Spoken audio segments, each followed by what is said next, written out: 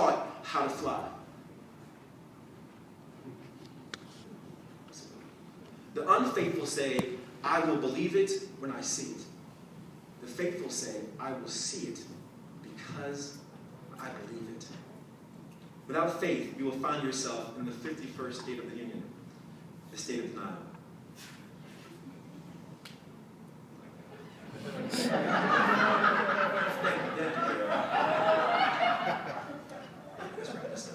So the intersection between passion and gifts is the distinguishing factor of excellence.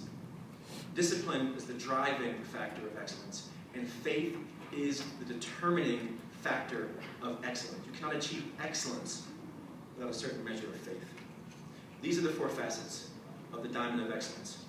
I will share with you briefly, before I close, a few takeaways from my latest book, Black Faces in White Places, where we interviewed dozens of accomplished African Americans to understand their path to excellence, among other things.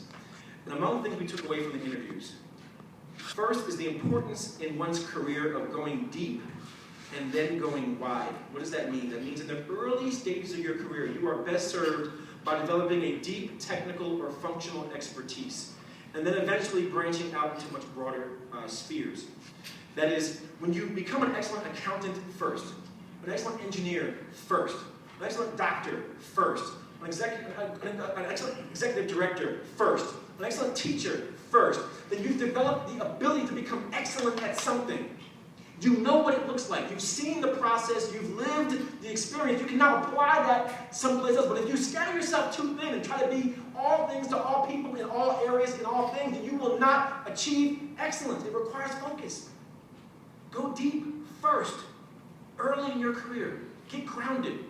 Get good. Get known. Get respected. And then begin to branch out beyond that. Second thing that we learned was the importance of having objective evaluation criteria in your roles, in your professions.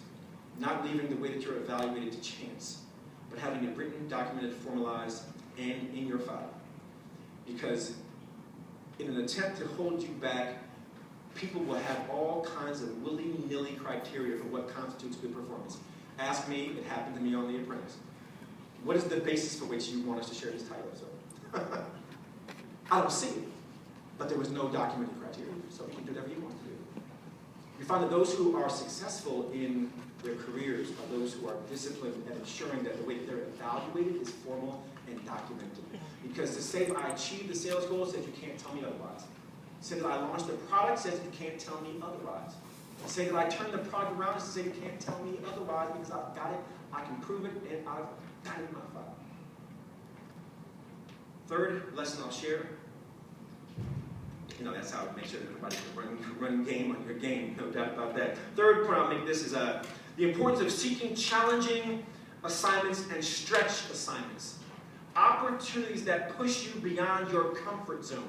Take you into new areas and new arenas that might make you feel a bit uncomfortable, but are stretching you in ways that are healthy and beyond what had been your prior capacity. They say that when the mind is stretched, it never returns to its original dimension. Same is true for your capacity to be excellent. Once it's stretched beyond its past dimensions, it will never return to its former dimensions. And so, high